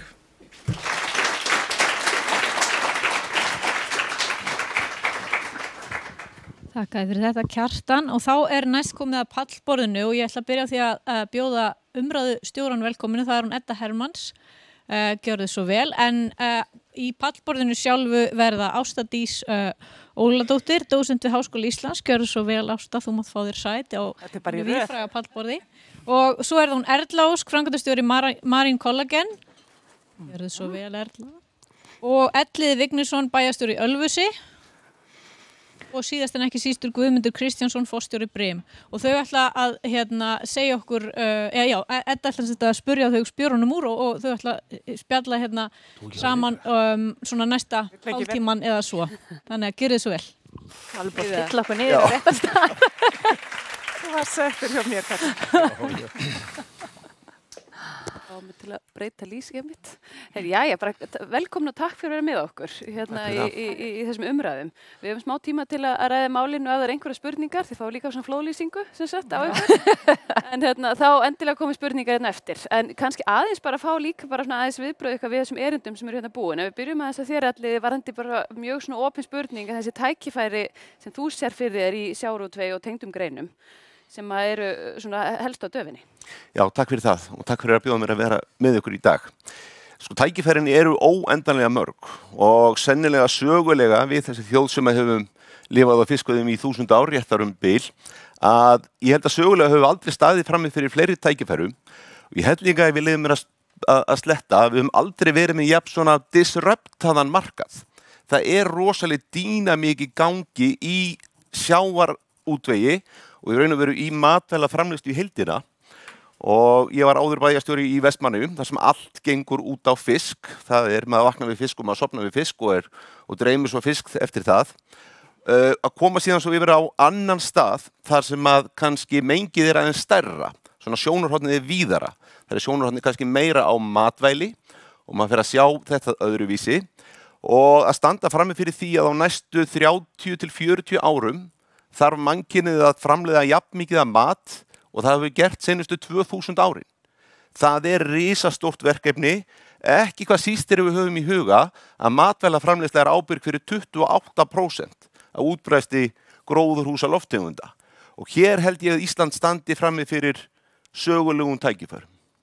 Frábært. Erla, hvað segir þú? Já, ég bara þakka fyrir frábært erindi. Það var virkilega gaman að hlusta á þetta og ég alveg sammála það sem kom fram sem dæmi eins og Átnóttur tala sko með nýsköpun. Ég alveg á því að fjölbreytileiki þar skiptir gríðarlegu máli. Og líka það að eins og með fiskinn að við erum náttúrulega ekki fara að veiða meira, en tækifærin eru náttúrulega að auka verðmæti þessu við drögum á land. Og ekki bara það að nýta sem mest af fiskinum, heldur að fá sem mest verðmæti fyrir allt við komum með. Og þannig að ég alveg tengi við það, og bara eins og Jón Bjarki var að tala áðan tölunar hans, þannig að voru nú frá 2018, bara dæmi, Marine Collagen, þá var vinnslan okkar ekki komin að stað, þannig að við vorum ekki inn í þeim tölum, en þarna alveg bara gríðarleg tækifæri í nýsköpun í sjávarútveginum, og þar held ég einmitt að fjölbreytileiki kemur alveg gríðarlega sterkur inn. Og nú auðvitað komið þið inn á þessa auknu samvinnu sem á milli framleiðenda og hvernig sérðu það þróast á næstu árum?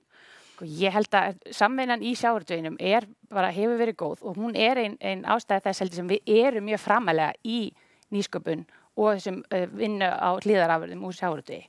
Það bara grundvöllurinn, og ég held að það verði bara áfram. Við sjáum ávinningin af því, og það gaman að stundum fá við fólk erlendis frá sjávarútvegi erlendis, og þau spyrja okkar alltaf bara, við kemum alltaf mikið óvart hvað við vinnum mikið saman. Við erum kannski að keppa saman á mörkuðum, en við getum alveg unnið saman einhverju verkefnum. og það eitthvað sem að held ég sé svolítið íslensk sérstaða og við erum bara að nýta okkur sem mest. Frábært. Guðmundur, hvað segir þú varðandi þessa umræðu tækifærin og ég held að sé óhætt við verðum með þess að líka tala verbúðina og svona hvernig þér finnst svona umræðan síðustu daga búin að vera í garð sjávarútvegsins í kjölfara þessum þáttum? Mér finnst hún ekki verri núna en áður, sko. Ég kem hérna heim 86, sko, ég kem eiginlega inn sem verbúð tímabil og mér finnst við verðum búin að rífast þannig að veiði rétt núna í 35 ár og ég held að núna næsta skref munum við hætta að rífast hennar veiði rétt heldur hvernig búið til meiri verðmat úr greininni eða úr afurðinni og ég held að þessi ágætt að fá meiri konur inn í greinina en ég vona að segja verður þetta áðan að það alltaf verið að vilja, það er ekkert að vera vælandi og víst það þurfa fyrir því. Þetta byrjar rosalega vel hjá okkur. En það út af tækifæri eins og við heyrðum hérna áðan og ég skil ekki sko einhverja neikvæðni, mér finnst verbúðin alveg frábær og mér finnst hún sýna bara hvernig þetta var á þessum tíma svona á hvernig listræna máta en við erum ekki að fara tilbaka í þennan tíma. Og hvað myndur þú segja að veri stærsta breytingin frá þeim tíma og í dag? Ég held að stærsta breytingin segir kannski þegar ég ólst upp heim á Rifi 1900 kannski kringu 70-80 þá voru skipstjórarnir, kongarnir í palásinu og þeir fóru bara að veiða þegar þeir töldu best og svo var bara að vinna fiskin og í þessu Vestmanni hafa sturt á fisknum út á tún og svona. Í dag þetta ekki lengur, nú bara stýrt hvernig veitt og það ekki skemmt frá henni. Þannig að við erum búin að færast fram á við alveg gríðarlega og ákvarðantakan, næsta aðeins sem taka ákvarðantökun bara eins og við erum að benda hérna á með kollagenni og annað að við horfum kannski á fiskið sem efnainnihald og hvernig fæðum við svo heiminn með þessu og hvernig gerum við mest út úr þessu. Áðan að við fyrir aðeins meira í tala konur og sjávarútveg og líka eignarhald og annað, þá langaðum við aðeins að spyrja varðandi uppbygginguna, alveg svo svona annað varðandi laxeldi og hvernig eiga sko ríki og sveitarfélög að bara styðja við þennan vöxt sem framundan?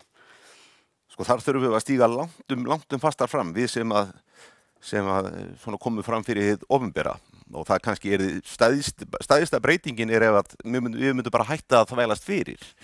Þetta alveg maður ber óendanlega mikla virðingu fyrir fólki sem að leggur út í það stórvirki að reyna að standa að atvinnuvexti á Íslandi og við hjá hinu opinbera erum alltaf mikið fyrir.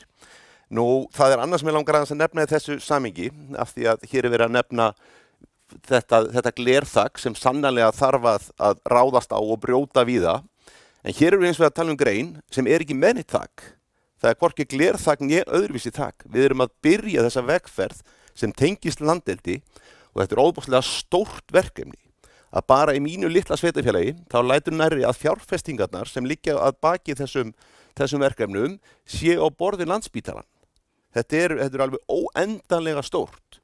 Þetta eru 4 til 5 verkefni sem við erum að vinna núna, 80-110.000 tonna framleiðslu geta ef allt verður að veruleika, útflutningsverðmæti upp á svona 130 milljarða á ári og markaðurinn opinn. Það engin kvóta á bak við þetta, það þarf þekkingu og kraft og þor og nóg af því hér í salnum, þannig að mér finnst þetta líka vera áskorun fyrir fjölbreytileikann að taka þátt frá byrjun, af því að vegferðin að hefjast. Þarna opinn markaður, þarna jarðvegur til staðar, hér geta allir gróðusett. Ætla að taka undir þetta og það svo sem við erum að sjá.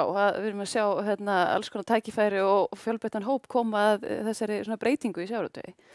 Já, algjörlega. Ég bara tek undir það. Þetta svona eitthvað, sko, og bara sko talandi umfang og annað, bara okkar versmiðja sem í Grindavík með Marine Collagen, að 15 manns og en sko allt þetta hliðar og þá nú komin alltaf inn á það í erindunum í dag líka. Þessi áhrif sem það hefur á samfélagið og þetta hefur gríðarleg margfeldis áhrif út fyrir fyrirtækið og þannig að ég áfram á því að við eigum að bara halda áfram með þetta að vera að fá sem fjölbreyttan hóp og virkja hana kraft sem í fólkinu á Íslandi og því að hafa sem fjölbreyttan hóp, það var alveg svo titillinn á erindinu sko, erum við konu vannýtt auðlind í sjávarútvegi, bara við virkjum allt sem við höfum til þess að gera sem mest verðmæti fyrir land og þjóð, það bara. En auðvelt fyrir nýja aðalega að koma inn á þennan markað? Bara sem í fyrirtækja sko það náttúrulega alltaf eins og segið, það þarf náttúrulega kjark og þor að fara áfram með eitthvað og því að það er ekkit sjálfgefið strax. En það er alveg í sjávarútvegi sem öðrum, það er alveg hægt sko. Það er þannig að ég myndi segja það, og þetta er náttúrulega bara eins og allt sem við höfum gert, að það er alltaf lengri tíma, við setjum okkur eitthvað plan að þetta verður tilbúið eftir ákveðin tíma, eins og það tekur lengri tíma, en ég held að þrautseigjan í fólki í sjávarútvegi er gríðarleg og við komumst alltaf þangað og það hefur alltaf með þetta líka með samvinnu og annað að gera sko. Við erum með sveitastjórnarmann hérna við borðið og langar mig líka að spyrja þig, hvernig geta sveitastjórnir og ríki bara komið að aðstoða fyrirtæki í sínu vexti? Ég held að bara eins og hann sagði, það er ekki fyrir. Ég held að það sé... Mjög skýr skilaboð. Já, það er þetta, því að svo komur náttúrulega óvænt mál upp á og þá er bara gott að vera með gott samband við sveitafélögin og náttúrulega líka ríkið upp á það að það verði ekki bara eitthvað computer says no. Þegar þú ert og sérstaklega í nýsköpun, þá kemur eitthvað nýtt upp á að hafa samvinnuna þar á milli líka góða. Þannig að við vinnum saman að því við sjáum sameiginlegt markmið og við sjáum hvað við fáum bæði út úr því að þetta gengur upp. Þannig að já. Sé það. Mér finnst alltaf svo fyndið og skemmtilegt að hlusta á þessa umræðu að sé erfitt að komast inn í sjávarútveginn. Ég myndi vilja vera bankastjóri, ég set ekki skilyrði í eigi bankan, eða til dæmis ég ætla að fara í pólitík, þá þarf ég að hafa eitthvað til brunns að bera. Við erum alltaf það er alltaf endurnýjun á starfsfólki í sjávarútvegi. Það þurfi ekki allir að vera eigendur.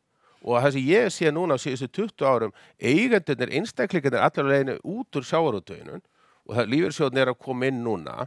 Og sjávarútvegurinn var líka á markaði hérna frá 1995 til 2005, þá vildi bara ekki Íslendingur fjárfesta í honum. Þannig að það er alltaf verið að tala um að segja eitthvað erfið nýlun og þá er þetta eiginlega svona trillukallar sem er alltaf að segja, heyrðu, við viljum bara eiga okkar bát og fá að veiða það sem við viljum. Svo kemur vísindarsamfélag og segir, nei, þið megi ekki veiða bara eins og við viljið, það þarf að stýra þessu.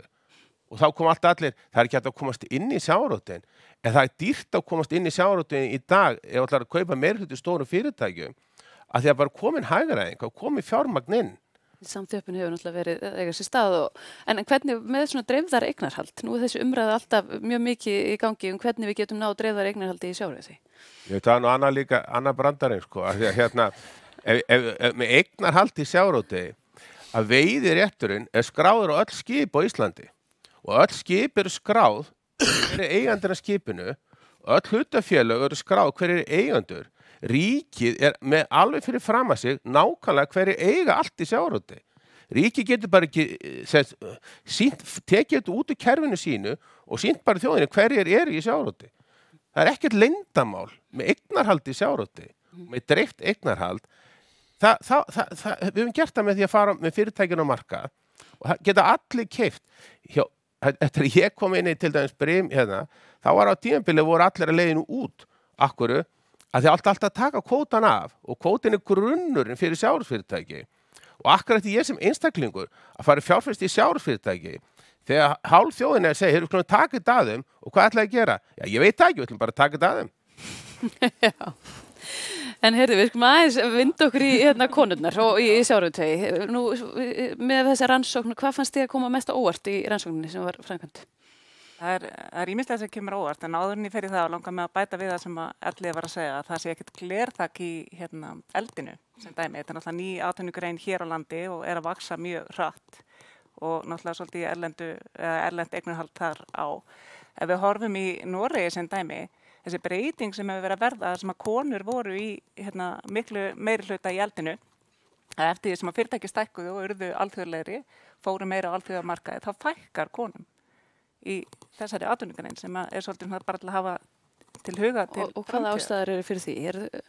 Það er bara að koma fleiri kallar inn og þeim fjölgar. En varðandi þessa rannsókn, það náttúrulega bara takk fyrir tækifærið að taka þátt í þessu með félaginu, það var virkilega skemmtilegt og ég er náttúrulega búin að vera að skoða stöðu kvenna bara í atvinnulífinu yfir höfuð undanfarin ár, bara hvar er við og vegna þess að Ísland náttúrulega leiðir lista alþjóða efnahagsráðsins, við erum búin að vera fremst í jafnrétti núna síðustu 12 ár. Þannig að stöndum okkur ótrúlega vel og það ber að þakka fyrir það. Ég meina við erum á góðu stað að mörgu leyti.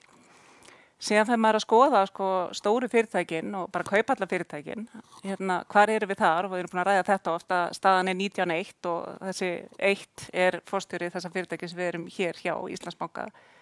En við hefum ekki verið að ráða konu inn í kaupallafyrirtæki síðustu 10 ár. Ef við skoðum sjávarútvegsfyrirtækin bara út frá aflaheimildum 50 stærstu, hvað margar konur sem eru æðstu stjórnendur? Og þetta kemur alltaf í ljós í könnuninni, bæði 2016 könnuninni og svo núna 2021, að staðan ekkert voðalega góð meðal æðstu stjórnenda, eiganda og annað, ég meina stór hluti af þessum 50 stærstur fjölskyldufyrirtæki, þannig að konurnar eru svolítið þar í eigandahópnum. En sem æðstu stjórnendur staðan bara ekki eins og við viljum sjá hana. Það sama þróun í sjávarútvegsfyrirtækjum og öðrum fyrirtækjum á markaði og bara almennt að konum að fjölga í framkvæmdastjórnum. Það þróun sem hefur verið eiga sér stað undanfarið og þetta eiginlega bara jöfn hlutföll sem við erum að sjá. Rétt undir 17% og upp í 24-25% almennt. Þannig að sjávarútveginu virðist bara vera að fylgja markanum yfir höfuð. Það sem kemur mér mest á óvart var spurning sem var bætt við núna varandi hvaða áhrif hefur sjálfvirkni væðing á störf kvenna í sjávarútvegi. Sú spurning kom mér mest á óvart að yfir 80% svarenda í þessari könnun telja að þetta hefur engin áhrif á störf kvenna.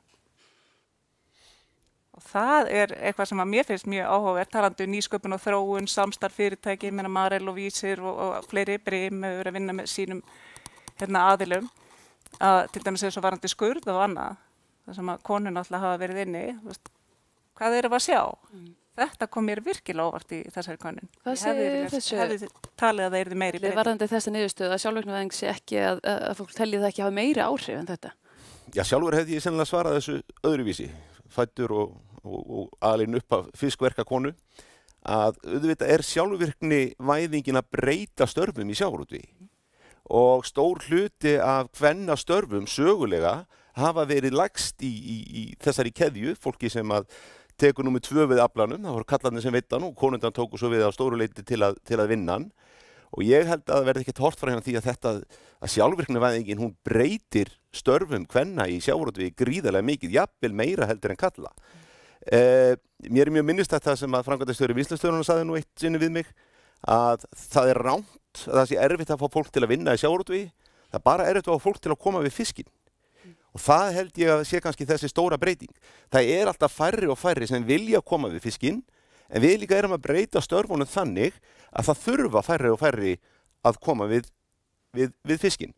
Þannig að ég held að það verði auðveldara fyrir konur að hafa aðkomu, bæði líka út af bara þessum hreyfanleika á störfum í sjávarútvegi og það að störfin eðli starfana að breytast. Þannig að ég vil trúa því að við eftir að sjá kvennastörfum fjölga í sjávarútvegi og það annar vinkil sem ég langar að setja að það gríðarlega mikilvægt fyrir landsbyggðirnar.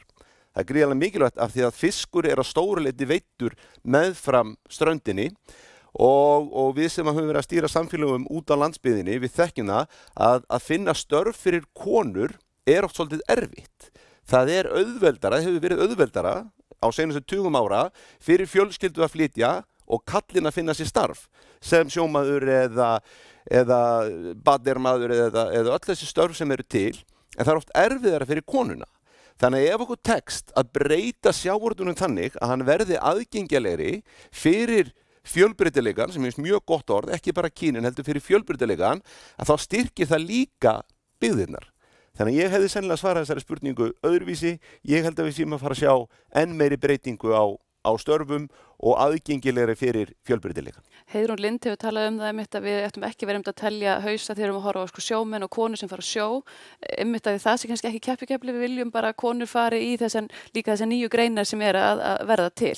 En nógu hröð fjölgun, það nógu hratt og munum við sjá konur fara í æðstu lög eins og við hefðum viljað sjá í þessum fyrirtækjum? Það held ég að gerist og auðvitað erum við öll óþreyjufull. Auðvitað viljum við öll að þetta gerist hraðar.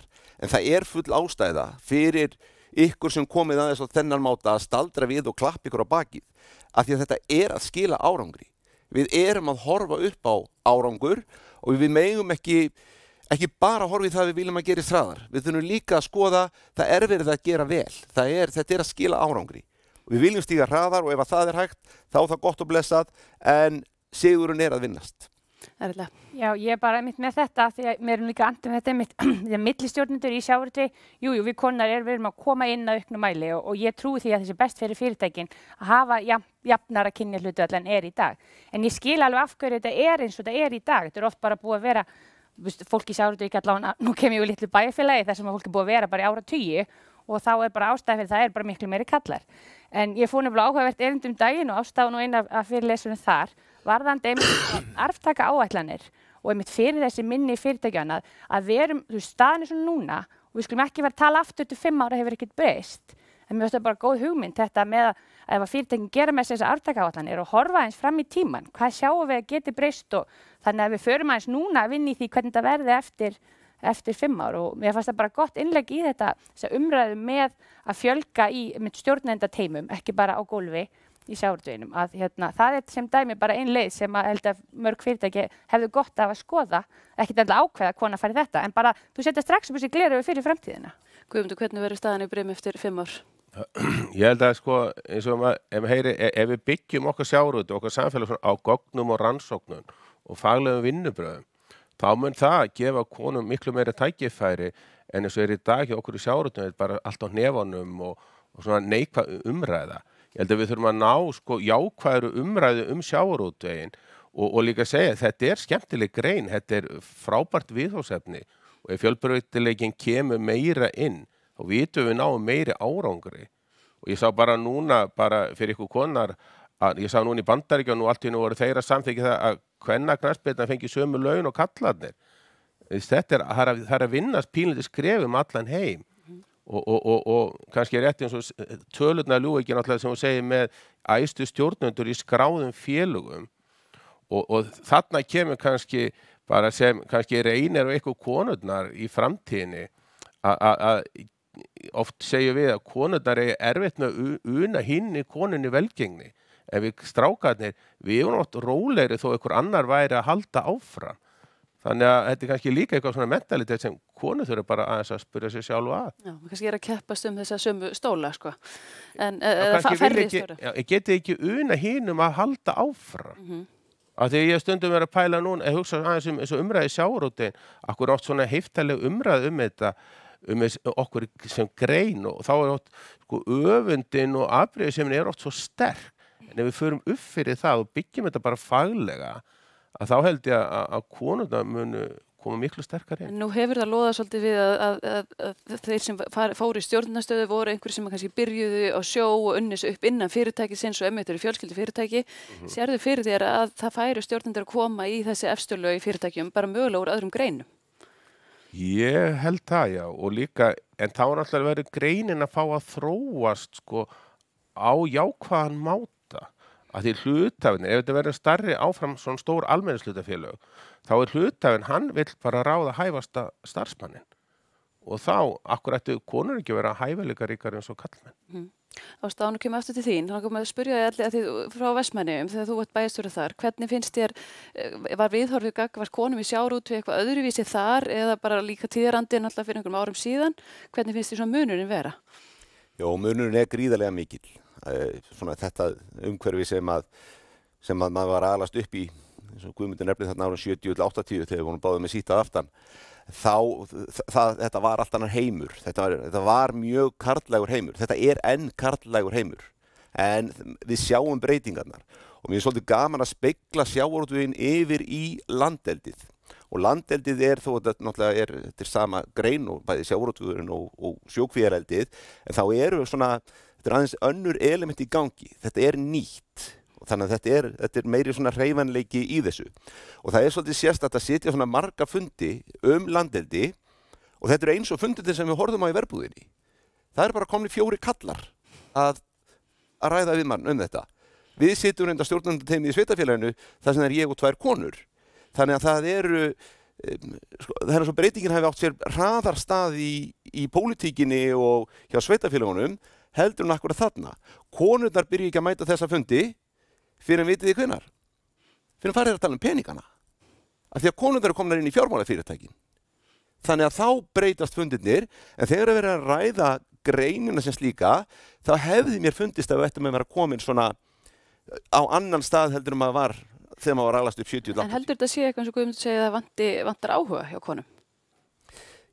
Örugglega það að hluta til, en örugglega það líka bara að þetta menntakerfi sem að þegar ég var í háskóla fyrir 30 árum að þá voru líka bara kynja hlutföllin í greinunum. Þannig að þeir sem eru kannski í feltinu núna, mætandi þessu fundi, þeir voru að sækja sér menntun í öðru umhverfi heldur en við erum með núna. Ég held að það er aðeins laggís, það er aðeins síróp í kerfinu. Við komum til með að sjá meiri breytingar vonandi. Þá fyrir við kannski viðkvæmari umræðu. Hvað er hægt að gera til að breyta hlutunum í sjávarútvegi að þínum að tegast það? Stóra spurningin, hvað er það að gera? Sko, bara miðað við almennt að öðlast kynja jafnrétti. Og nú ætla ég bara að tala um kynum vegna þess að þetta er félag kvenna í sjávarútvegi sem við erum hér. Að við getum í raun og veru farið 3 leiðir að mínum mati og eftir þessar rannsóknir sem við höfum verið að vinna að. Það er í fyrsta lagi að setja líkt og gert á með stjórnir fyrirtækja 2010 kynjakvóta. Við getum farið þá leið. Og fyrst þegar ég nefndi þetta var allt vitlaust, byrju hvað ætlar að gera með kaupallafyrirtækin. Á að vera kona í verði, kall í sjóvá, kona í vís og svo framvegis. Við erum ekki að tala um forstjórastöðuna, við erum að tala um að setja kynjakvóta á framkvæmdastjórnir félaga. Að það verði bara sett inn. Önnur leiðin væri svo að stærstu fjárfestar á markaði, sjóðir, lífeyrissjóðir og aðrir, að þeir setji það inn í sína eigendastefnu að þegar þeir fjárfesti í fyrirtækjum þá er það gert á þeim forsendum. Ég menn alveg svo erum að tala um sjálfbærni og alla þessa þætti, kolefnissporið og þá þróun sem er eiga sér stað, að kynjahlutföllin séu nokkuð jöfn. Þannig að þeir bara fara ekki inn í fyrirtækinu að það séu unnið í því að minnst setja ykkur drög að því ef það er ekki þegar orðið. Og þriðja leiðin sem er svona kannski mín uppáhaldsleið að fara er svo að stjórnir félaga bara móti stefnu. Og Erla kom svona aðeins inn á áðan sem að ég hef verið að ræða svolítið út í samfélaginu núna að það er þessi hugmynd arftakastjórnun. Að fyrirtæki fari svolítið í naflaskoðun og segi, og ég veit til dæmis eins og Marel hefur verið að gera þetta, að það er bara teiknað upp hvernig mun fyrirtæki skipur út fyrirtæki sem slíta út bara eftir 5 ár sem dæmi. En vandamál kannski heima, það eru margir sem segja, er þetta einhver ný hugmyndafræði? Ég held að fyrsta bókin hafi komið út 86, þannig að talandi verbúðinu arftakastjórnin. En heima, þetta er verið svo lítið samfélag og við eigum ennþá svolítið erfitt með það að segja, hver á að taka við að mér? Hver er nógu góður til að taka minn stól? Er ég þá ekki bara raun og vera að segja, ok, hendið mér bara út fljótlega, þegar ég er búin að teikna þetta upp. En ef við gætum farið þessa leið að segja, ég meina bara eins og Brim, að Guðmundur og hans fólk getur sest niður og sagt, hér er skipurinn hjá Brim og nú ætlum við bara að setja inn í boxinn að á næstu 5 árum getur þessir 2 til dæmis einstaklinga tekið við. Hverja sér þú fyrir þér að getur gert það? Og þá þarf átt að fara í alls konar vinnu til þess að uppfylla, ég meina það getur verið á bæði kalla og konur, að segja, hann er kannski ekki alveg tilbúin og hún eða öfugt. Og hvað ætlum við þá að gera í því? Ætlum við að fjárfesta og þjálfa í því að fólk verði tilbúið eftir x tíma til að takast á við þetta. Þetta er leið þar sem að stjórnenda geta sjálfar farið með sínum forstjórum í að gera þetta. Það þarf ekki að þvinga einn eða einn. Og við sjáum núna, ég var sjálf í stjórnum fyrir kynjakvótalögin alveg frá 2000 og ég var alltaf eina konan sem satt við borðið og ef ég var stjórnarformað þá er þú eiginkonan þegar maður mætti á fundi, sérstaklega erlendis. En í dag það er engin að pæla í þessu og þess vegna er svo svekkjandi að sjá niðurstöðurnar og með til dæmis þau sjávarútvegsfyrirtæki sem ekki eru að uppfylla kynjakvótalögin þó, en þetta er bara svo sjálfsagt. Já. Þess að við erum orðið vönusu, við þekkjum þetta, konurnar eru þarna, ég meina sjá allar þessar fyrirmyndir. Þetta er ekki smá glæsilegur hópur hérna. Hvað er langar aðeins frá viðbröð fyrir ykkur, bara hvað ykkur finnst þessar leiðir? Elli, við byrjum á þér aðeins. Sko ég held að sé ekkert ein rétt leið í þessu. Ítreka það að mér finnst vel vera gert. Kynjakvóti getur alveg áttu rök að styðjast. En ég er nú svona bara í eðli mínu frekar skeptískur á það að vera með mjög íþyngjandi lög það hvernig fólk á að haga eigum sínum. Mér finnst þetta öðruvísi í opinbera geiranum, en þegar við erum farin að tala bara eigur fólks, þá er ég bara frekar skeptískur á allar þvingandi leiðir. Og ég held líka að við erum að sjá þetta skila árangri. Við erum að sjá að fjölbreytnin og jafn hlutverk kynja er að skila árangri. Þannig að af hverju ættu þessum stjórnarfyrirtækjunum ekki að fara í þá leið. Við erum búin að fá fínt erindi frá Marel og þó ég efast ekki að það sé gott fólk sem stjórnar þessu fyrirtæki og á þetta fyrirtæki, þá þeir náttúrulega fyrst að gera þetta fyrir hag bæði samfélagsins og fyrirtækisins.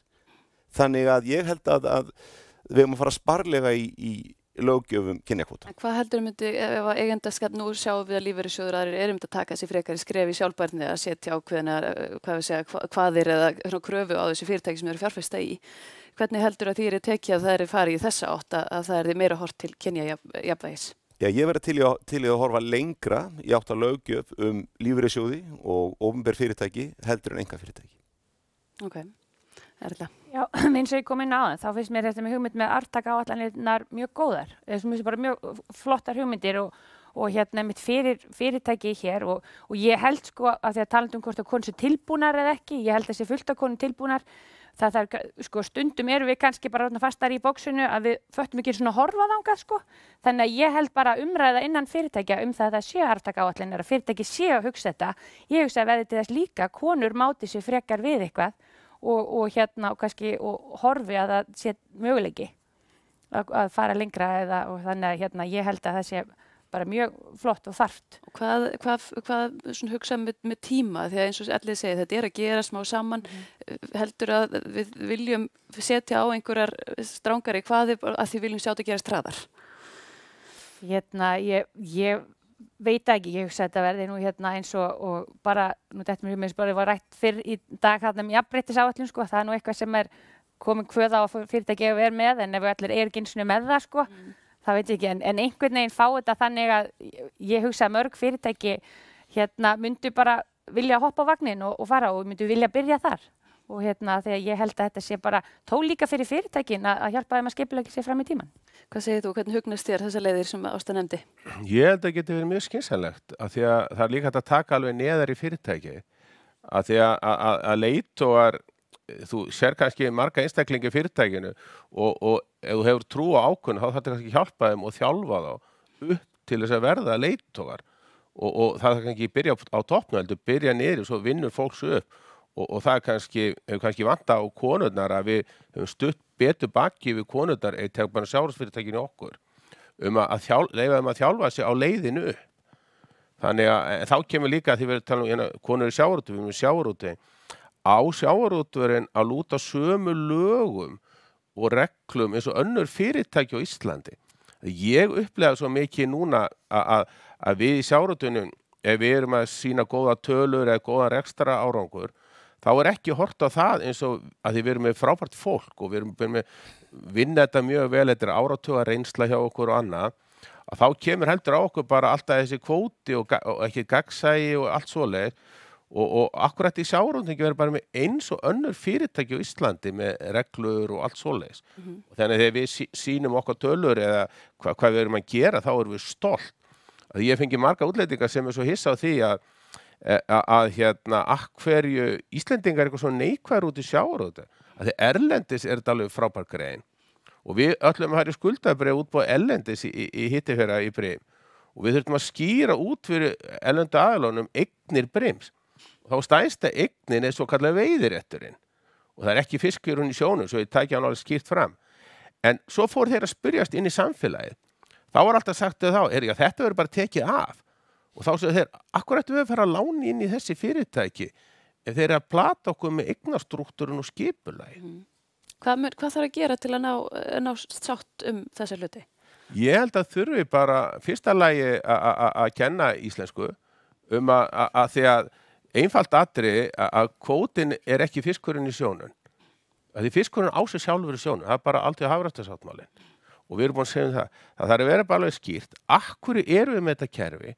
Það verður að vera gagnsæi, það verður að vera byggt á gögnum og grunn upplýsingum og það við verum að hætta að vera alltaf að plata þjóðina því að ég hef ekki veit marga Íslendinga sem hérna, ef við erum út að labba, svo flýgur fugl hérna yfir, þá hlaupa þær allir upp og segir við eigum hennar fugl.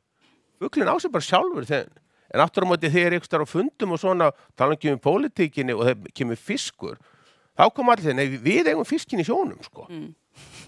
Ég held þetta sé grundvallaratriði. Já. Þetta er að ljúka hjá okkur. Eru einhverju spurningar hérna í salnum? Hljóttegli kom með einhverju erfiða hérna á þau. Er einn hérna aftast? Við kannski þurfum bara já, er þið með mikrofónin? Það er bara út á útsendingunni, annars verða í góðu lagi. Það er ekki skýr. Já, það er bara útsendingin. Ég ætla að byrja að þakka fyrir alveg frábær erindi og umræður og stjórninni fyrir að hafa farið í þessa vegferð með skýrsluna. Ein spurning til þín, Ásta Dís, var einhver út á nú ekki lesið skýrsluna, en var einhver munur á því sem að við getum kannski skilgreint sem kjarnagreinarnar í sjávarútveginum, ef við erum að tala um sjávarútvegin, þess að veiðar og vinnsla, og þessar haftengdu starfsemi, þessar nýsköpun og annað, var einhver munur þar á varðandi þáttöku kvenna? Sko, það virðist vera sem konum í nýsköpun sé að fjölga, að við séum að sjá þær tölur. Og við náttúrulega sjáum bara þegar við skoðum þau fyrirtæki sem hafa verið að koma upp á undanförnum árum í sjávarlíftækninni, í kollageninu, í snirtivörunum og því öllu saman, milliplast umbúðunum úr þörungunum og því, að þetta allt saman konur sem eru þarna að stýra, en þeir virðist vera að fjölga. Það sem að hins vegar kemur á óvart er að mér sýnist úr tölum Hagstofunnar að, ég þarf ekki að fara í verðbúðarárin, en hinna nostalgíuna sem er hrunið, að 2008 til 2021 að konur sé að fækka í sjávarútvegi, og það er talsvert, sko. Þannig að það er eitthvað sem maður þarf að skoða núna, það er svona, kemur skýrsla mér svolítið á óvart, það virðist vera að fjölga í og sérstaklega í nýsköpunargreinunum. Takk. Einhverju fleiri spurningar? Nei, enga fleiri spurningar. Ég held að við verðum að fara að ljúka þessu. Við getum örugglega setið hér allan dag að ræða þessi mál. Kannski bara aðeins að lokum, svona framtíðin elliði varandi því sem við byrjum á tækifærin. Hvar munum við sjá sjávarútveginn ef við horfum 5 ár, 10 ár fram í tíman? Ég vona við sjáum meiri sátt sjávarútveg og ég vona við sjáum áframhaldandi vöxt og ég vona okkur beri gæfa til að nýta þessi tækifæri sem að eru í matvælaframleiðslu. Og þó við tölum mikið fisk að þetta er svo nærri, þetta er í DNA-ina á okkur, þá er þetta náttúrulega bara matvæli og við þurfum að horfa á þetta sem bara hluti af einhverju svona alheimskeðju þar sem að þörfin er að vaksa, þar sem kröfurnar á sjálfbærni eru að aukast og mér finnst Íslendingar svona eiga gríðarlega mikil tækifæri núna. Við þurfum líka að horfa langt fastar í þessar hliðarafurðir af því að þó við eigum orðin hefðina í sjávarútveginum að þá erum við núna, svo ég nefni aftur bara í mínu sveitarfélagi með í undirbúningi 80 til 120.000 tonn af lax. Hvað á að gera við lifrin úr allir þessum laxi? Það er enginn fann að svara þeirri spurningu ennþá. Þannig að við þurfum að horfa í þetta heildstætt og stefnumótunin þarf að koma frá ríkinu og krafturinn frá einkaaðilanum. Eins og Kjartan nefndi áðan, ertu bjartsýnn á að muni takast að byggja upp bara alla þjónustu og innviði í kringum þennan vöxt? Já, ég er mjög bjartsýnn á það. En á móti kemur ég yfirleitt raunsætt bjartsýnn þannig að ég útiloka ekki að það eigi við þetta líka. Ég er alveg meðvitað um það er fullt af erfiðleikum framundan. Og þetta er ekki bara rósrauð, eitthvað svona framtíðar öryggi. Þetta verður bara búl og basli eins og þetta á að vera. Þannig að, en ég er bjartsýnn á að það gangi vel fyrir uppistæðið. Róbert, Erla.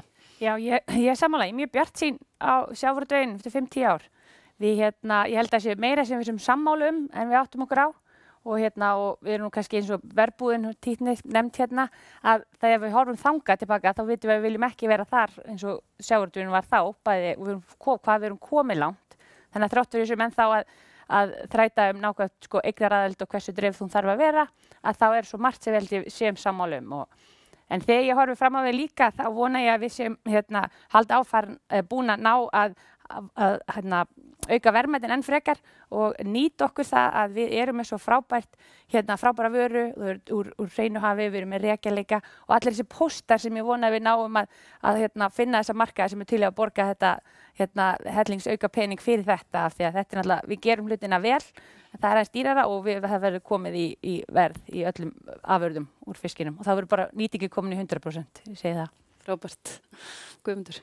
Ég held að sé mjög bjart framöndan í sjávarútvegi og sérstaklega núna har að koma miklu kynslóðaskipti í greininni og ég held að munum miklu fleiri konur koma inn en kannski þið gerir ykkur grein fyrir og inn í allt sjávarútveg samfélagið og ef við byggjum bara okkar sjávarútveg og okkar samfélag á þessum grunni sem við höfum í dag og notum þá menntunina sem við búum að vera að mennta og nú kemur eiginlega mikil menntaþekking inn í greina næstu 10 árum að því að konurnar að taka yfir háskóla umhverfi raunverulega og það þýðir það að þið munu koma með nýja sýn inn í greinina og ég alveg samfærður það mun bara vaksa og vera sterkari og miklu skemmtilegur og fjölbreyttari. Þú ert glaður að það sé kynjakvóti til að passa upp á okkur kallana? Já, annars erum við út undan. Já, tókulega.